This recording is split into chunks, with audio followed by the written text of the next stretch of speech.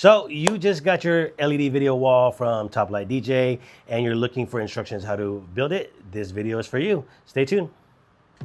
So our standard 10-foot by 6.5-foot LED wall is 12 panels, 2 cases, and we standardly sell these with 3 of these glide stands.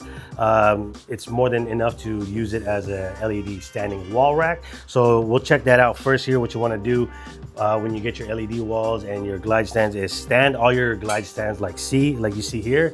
I have a video on how to install this, and I'll put that right here. I'll link it right here. Cool. So once you have your glide stand standing up, what you see here is the back part, and this is technically the front, or vice versa. Let's go with this right here. So what you want to do is install the bottom portions of all the glide stands you have. So if you have 3, you're going to want to install 3. Let's stand these up so these are out of the way. And then, so we like to go with 3 when it comes to a 10-foot wall. That's more than enough, like I mentioned, to support the whole LED video wall. What you want to do is grab the one panel and make sure you find the top portion, which is this handle right here, and align it to the front like you see here. So what we're doing now is installing one LED panel, which is going to be the middle portion of your LED wall. What we're doing here is installing one of the plate brackets that you see here. And we'll go ahead and tighten that really quick. Just hand tight is fine. You don't have to tighten it all the way just yet. That'll do. And we install another plate on the opposite side. So as you see right here, we'll install this corner here, the bottom, because this is going to be acting as the bottom.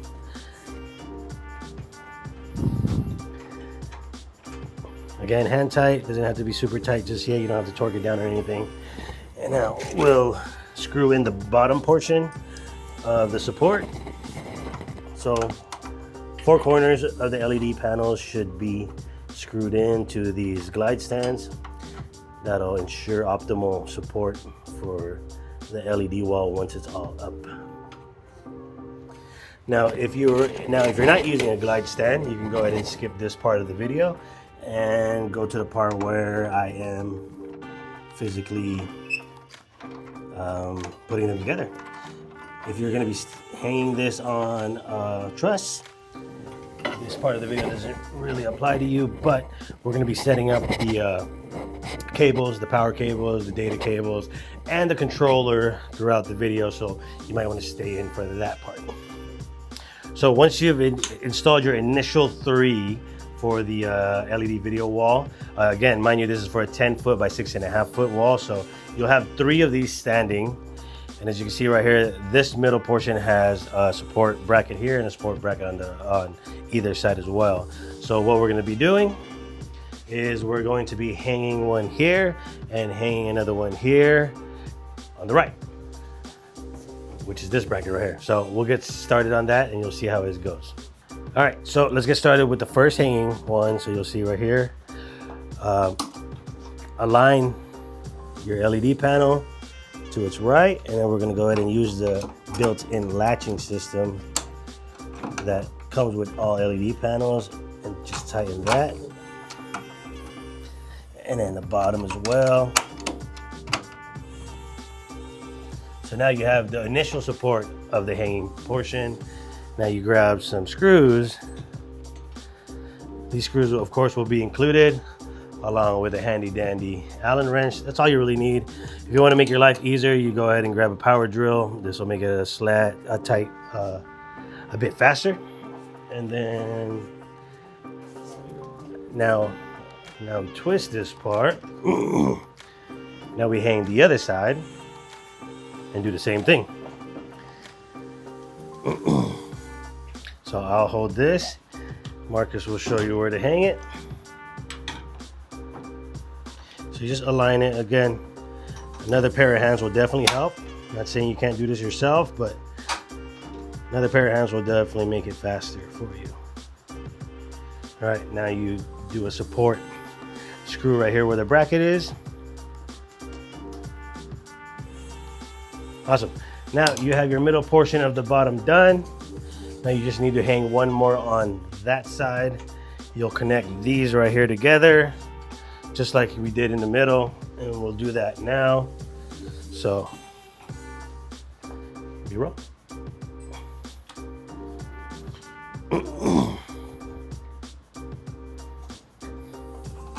So what we're doing here is we are connecting all bottom pieces. We gotta make sure it's aligned and level, just like so. Tighten that part. So now these all interlock with each other, gives it all its initial support for the top portion as well. So the cool thing about these glide stands, you can roll them. Shift to the left so we have space to add the final panel on the right. So now we're gonna go ahead and install the final piece, which initially makes this a 10-foot wide LED screen already.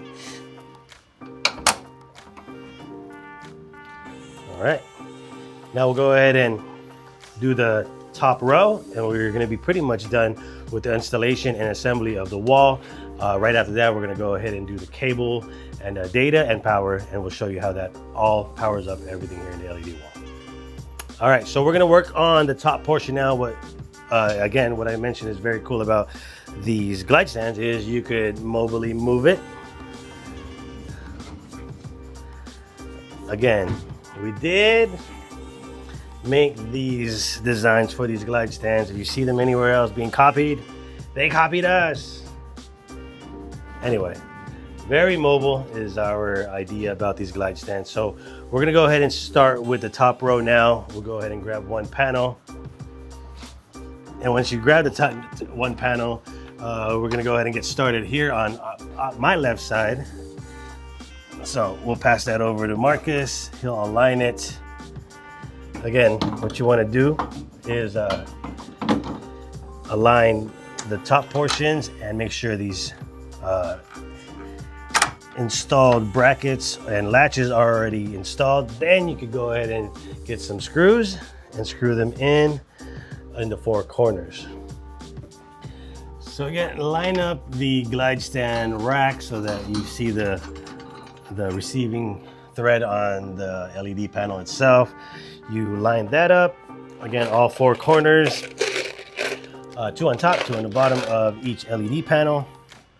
Again, hand tightening them now is okay. We'll go ahead and torque them down a little later. And off to the second one, and so on and so forth.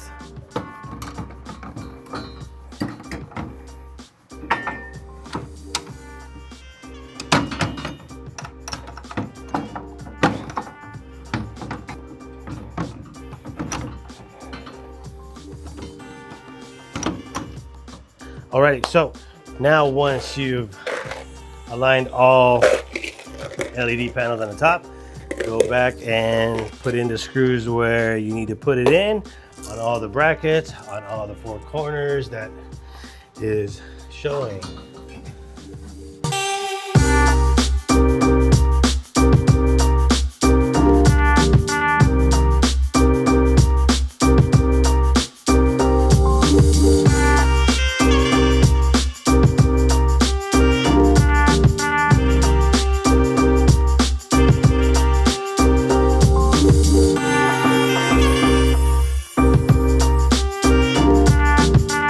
Alrighty guys, so now once you have all the LED panels all aligned, all the brackets are all in place. Now these plates right here, the bracket plates, we supply you an additional few pieces that you can use in the very top, right?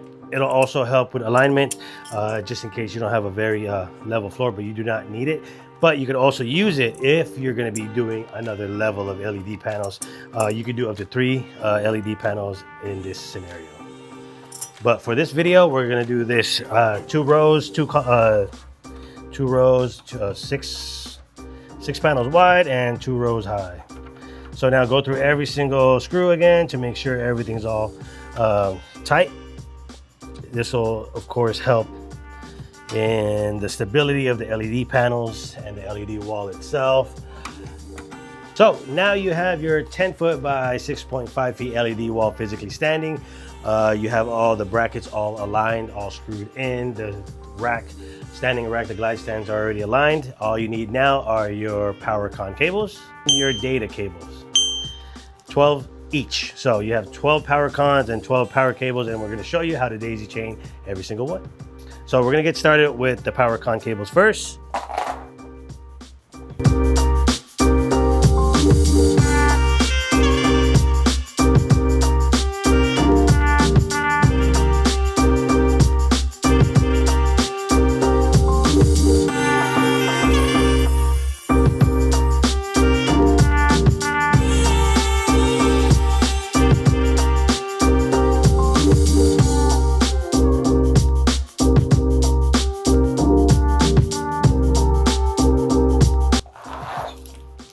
Now it's time for the data.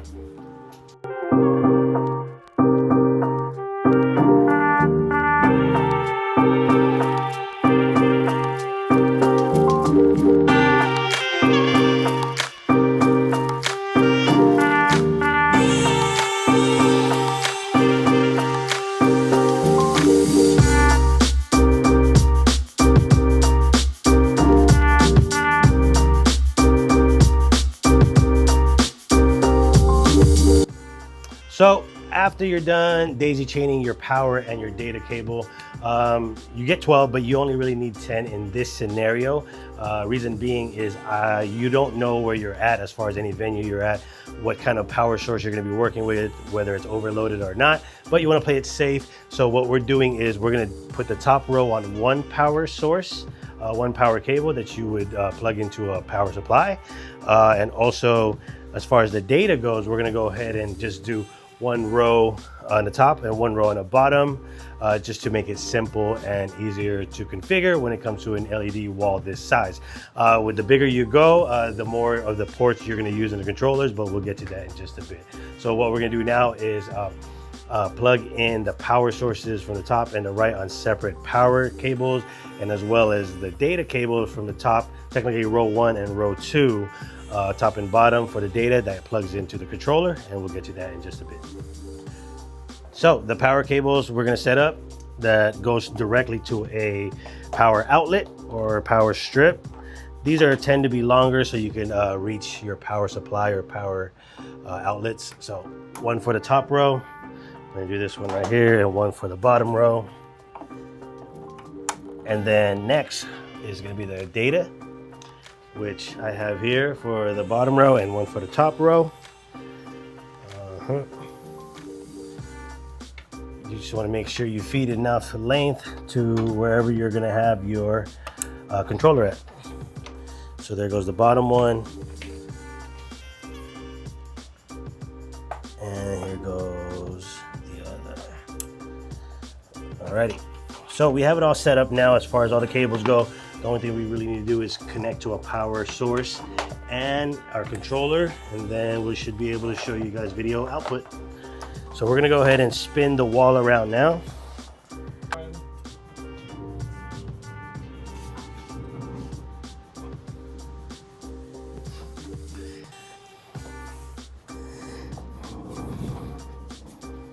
Alrighty, so now the power and data is all coming from the left side. So one power on the row on the top and another power and data cable going to the bottom row.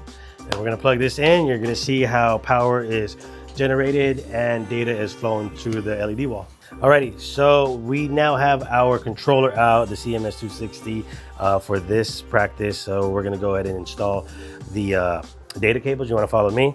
So again, your top row is gonna be your port 1, and your bottom row is gonna be your port 2 in this scenario. So top 1 goes to row 1, and then your bottom row goes to port 2. That'll indicate the right configuration for the LED wall. And now once you have everything set up, you have your controller on. What you want to do now is to go ahead and press the test button, and that'll show the LED wall right there. Everything is powered on, everything's plugged in. You can scroll through the LED wall, and just to see which panels you have. You can have some gradient, and then you can also have pure color, which you see here, just like that. So now, once you have your HDMI hooked up to your computer, which is down there, have your HDMI hooked up to HDMI 1. That's what you have it there. And then you have that connected to your computer. What you do is press HDMI 1.